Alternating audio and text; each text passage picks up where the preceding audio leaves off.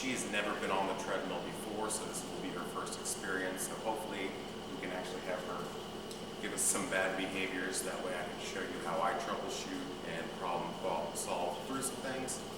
The first two things we're going to be doing is, before we even start the treadmill training, the first goal is getting the dog on and off the treadmill without any resistance or any fight, basically. If your dog does give you resistance getting onto the treadmill, but not ready to start treadmill training, that's going to be your first goal of actually teaching the dog to go on and off the treadmill calmly. So that's going to be the first thing we're going to do with her. Let's just see how she does.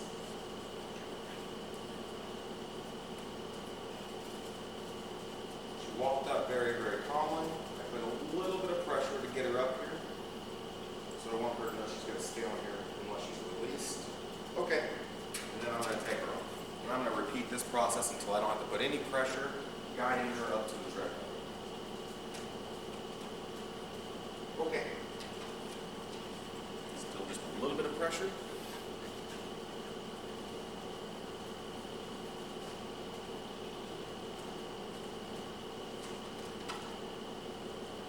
Okay.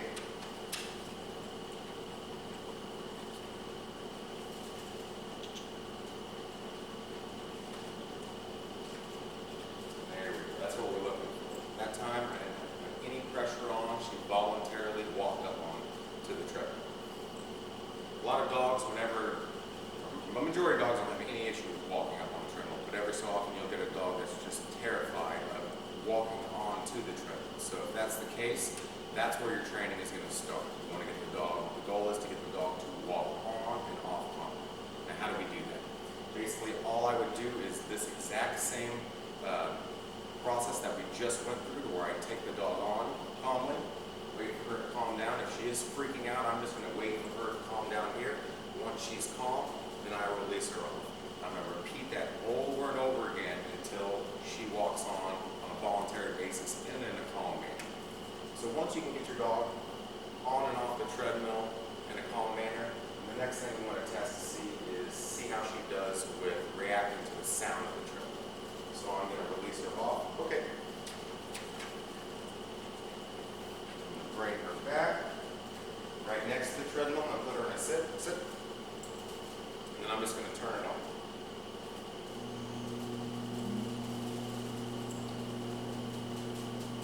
So you see how she showed a little interest into it. She broke from her sit, and all I did was I guided her back into a sit because I did not release her. She's not showing any fear. She's not trying to flee, so that's a good sign. If your dog shows fear and is trying to flee at this point, then this is where you're going to need to start. And basically the way you would solve this is we need to desensitize your dog to the sound of the treadmill. How you do this, you bring the dog right up here, put her in a sit, turn on the treadmill. If she starts to freak out or misbehave or break position, then all we're going to do is we're going to guide her back into position over and over again until she calms down. Once she calms down, we turn off the treadmill, we release her, okay. We'll walk maybe 5 feet away, turn back around, put her back into a sit, turn it on.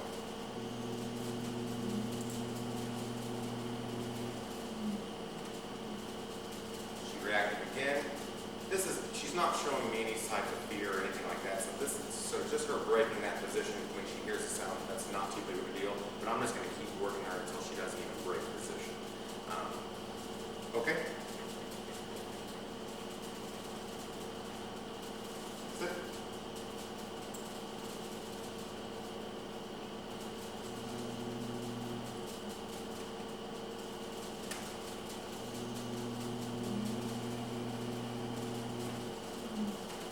Okay. Sit.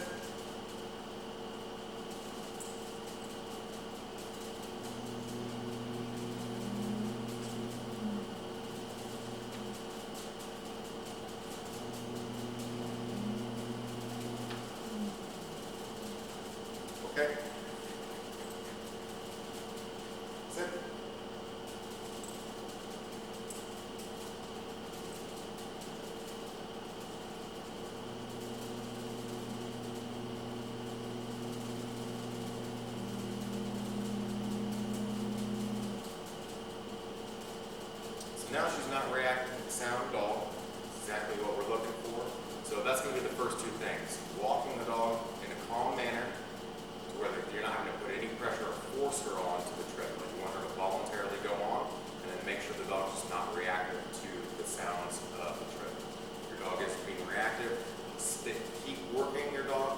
these situations until we desensitize the dog to the sound or getting onto it. Then we can go on to the training. So let's get right on into the training. Okay? First thing I'm going to do is I'm going to lead her up. What I'm going to do now is I'm not going to talk to the dog through the whole process. Talking to the dog is just going to be a distraction. We want her to figure it out, so we're going to be communicating with the dog through the leash. It's all it's going to be leash pressure. Right now she just has a 6-foot leash on with a flat buckle collar. So the leash is attached to the flat buckle collar, and I'm going to apply pressure and basically steer her in the correct position. Where if she starts falling behind, I'll put a little bit of pressure up to get her going right in position. Right when she's in the correct position, I'm going to make sure all that pressure comes off of her neck. So she's going to be able to understand that, hey, I know when I'm in position because I don't feel any pressure. So we'll see how she responds to this. Now, a lot of times, I'm not sure how she's going to react whenever we start this, but if for some reason what you'll see is sometimes is dogs will become very, very stiff and kind of shut down because it's very foreign to them what we're doing, and they're just not sure what's going on. If the dog completely shuts down, the dog's legs are not moving, then we're going to have way too much pressure on the neck, or you're going to be kind of dragging the dog, and we don't want that much pressure on the neck. If that happens, then what I'll do is I'll actually steer the dog with the hand still and the collar, but I'll actually come underneath and put a little bit of pressure underneath the abdomen or underneath the belly to where it's just going to put less pressure on her neck. And so I'll help her out by putting less pressure on her legs until her legs get moving. Once her legs start moving, I'll start releasing the pressure from my hand, and then I'll just go to the collar. Let's see how she does. Whenever we start this off, I'm just going to start off on the lowest setting, so just a very, very slow pace.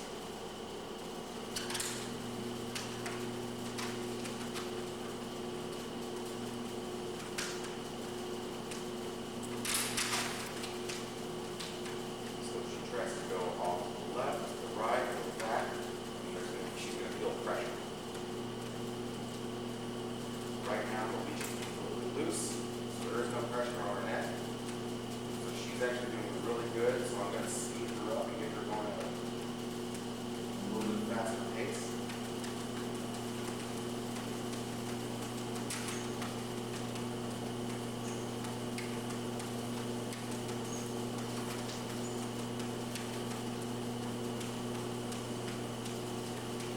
So she's figuring this out really, really quick. A lot of dogs hop on here and it's fun right away, or they get it right away. And there are some dogs that throw a fit and give you a lot of trouble. If she was to start throwing a fit right now or trying to get out of this situation, one thing we're not going to do is we're not going to stop the training. That's the number one thing. If we stop the training, the first thing that the dog thinks of is, hey, if I freak out or if I just shut down, guess what? That behavior works for me to stop what we're doing. We don't want that message to go through to our dogs. We don't want the dogs to say, hey, if I'm uncomfortable or if I'm afraid of things, if I freak out, then guess what? Those things go away. No. It's our job as the dog's leader to take our dogs through situations that make them uncomfortable, but show them that we're in complete control over the situation, and we're going to help and guide them through things that they're uncomfortable with. So the last message I want to get through to this dog is that if you do throw a fit, that's going to get you what you want. That's stopping what we're doing. So I'm telling the dog, nope, you're not gonna freak out. You might freak out, but guess what? It's not going to avoid what we're doing. So the dog's going to freak out and try to get out of the situation as much as they can. I'm just going to sit here, support the dog, talk to the dog with pressure, be very, very quiet. I'm not going to give up. I'm going to take the dog from point A all the way to point B through the entire process.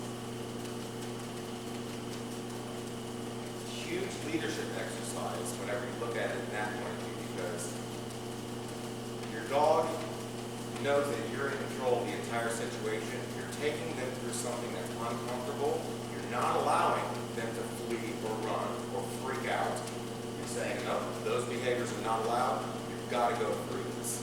Well, the dog is eventually going to have to comply, and then once the dog starts figuring it out, it's a huge confidence booster for them. They realize, hey, guess what? This isn't so scary. So right there, if you have like a fearful dog, this is a great exercise. It's something that get them over this fear very, very quickly. And every time a dog gets over their fears, it builds up their confidence in themselves, and they become less fearful in general. But then also, it's building your dog's confidence in you as a leader, because you're the one that's in control. The conversation that's happening right now is that, hey, as long as I listen to this guy and do what he tells me to do, everything ends up being completely fine. I'm afraid at first, but as long as I pay attention to what this guy's doing and tell him and do what he's telling me to do, then everything's fine. So it changes the way your dog looks at your relationship. It gets your dog to build confidence in you and actually taking direction from you. And that's the whole point of being a packer. You don't avoid situations that our dogs are fearful. It's not how I do my training. If the dog is afraid of something, and we're going to hit it straight on, and I'm here to guide them and show them that nothing bad is going to happen to them, and that's my job, my responsibility. But there's no need to be afraid of it. We're not going to avoid it. I'm going to show you what I want you to do in these situations, and I'm going to get you through. If we just keep doing that over and over again, the dog will start to realize, hey, okay, if I ever get uncomfortable, if I ever need anything, I just look to this guy, my leader, and he's going to get me through.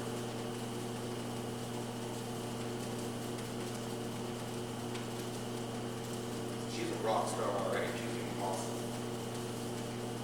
So what I'm going to do, and if you can tell, I don't have any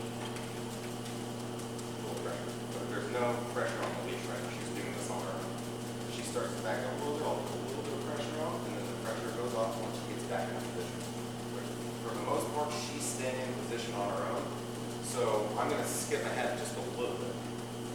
Normally, what you're probably going to do is probably a handful of sessions where it's just for like 10 minutes at a time, but you're going to need to be right here, and you're going to need to be guiding your dog the entire time. Until your dog can go with a loose leash and not make mistakes, and you're not having to put much pressure and guide the dog to show the dog what they're supposed to be doing, then you're going to need to stand here, and that's your job. You're supposed to show the dog what they're supposed to be doing. But she's doing so well right now, where now I want her to do it without my guidance, and I'm going to tie her off with, I have 2 leashes set up, one on each side, that I'm going to attach to her collar.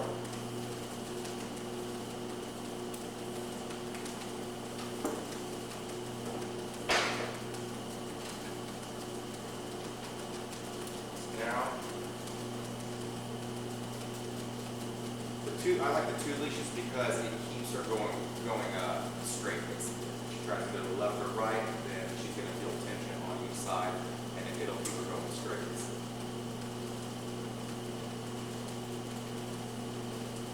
Pick up the pace just a little bit.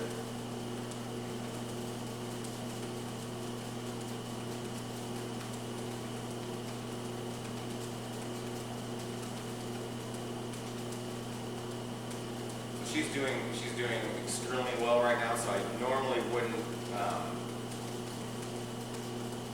jump this far ahead this quick, but since she is doing so well, once a dog has got it and is focused, then you want to start working kind of distractions. What's the biggest distraction?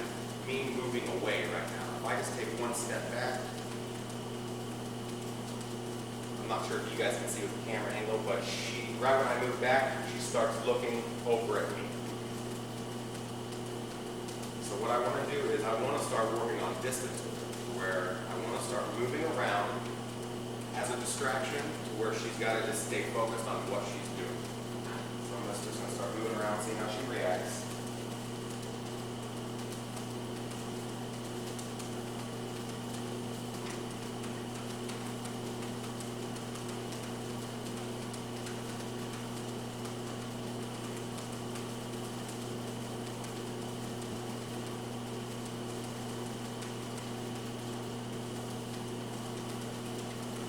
A lot of times when you start creating distance and you start moving around, the dog will start getting nervous because you're leaving the activity that you started, that you guided them through. So you'll see a lot of trying to go left and go right and kind of freaked out. Your dog starts freaking out, just step back towards it just to relieve that pressure. Once they calm down, slowly start gaining your distance.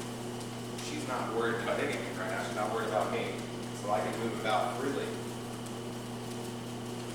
And it's not affecting her on the treadmill. It's not affecting her focus.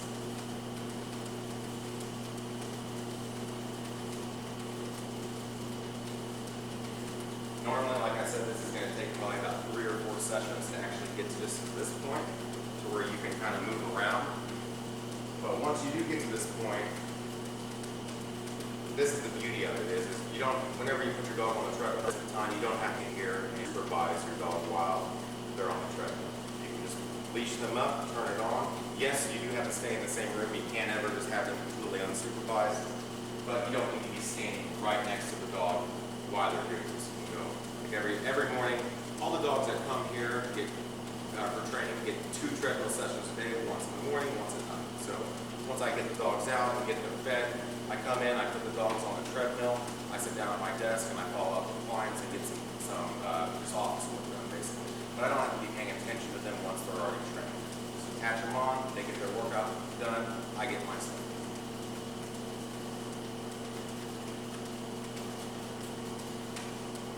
I was actually hoping she'd give me a little bit more fight or resistance so I could show you guys how to problem solve, but she's doing awesome.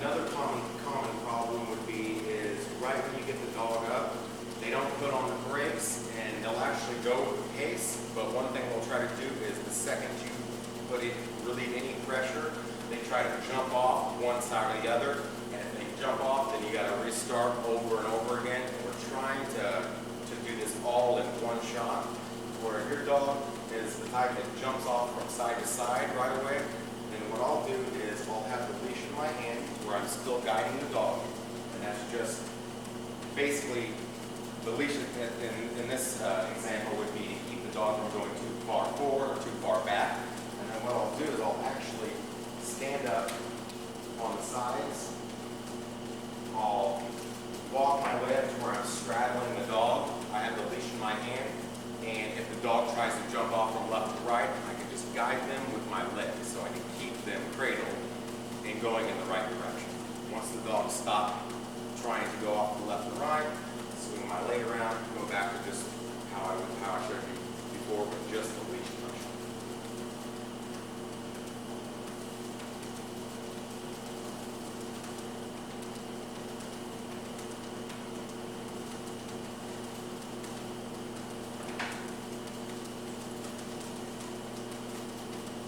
She's doing awesome, so now I'm going to show you guys how to take the dog off the treadmill. Whenever I do any type of training, I always like to start with calm behavior and obedience, and then end with calm behavior and obedience.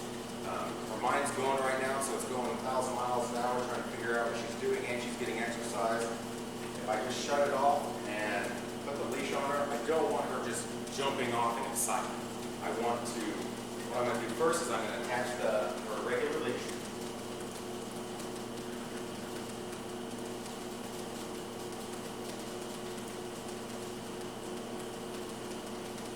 Once the regular leash is attached, you're going to remove the other 2.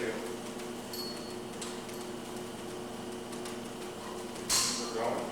I'm going to shut it off. Sit.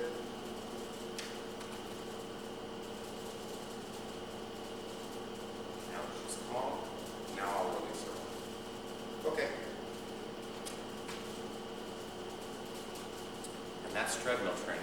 So what I'm going to do is, I'm going to post this on my Facebook page, and I want all of your guys' comments and feedback and questions, because I'm going to keep it out there for about a week, and then a week later I'm going to make a follow-up video and answer all of your guys' questions, just in case there isn't anything that I haven't covered today in this video.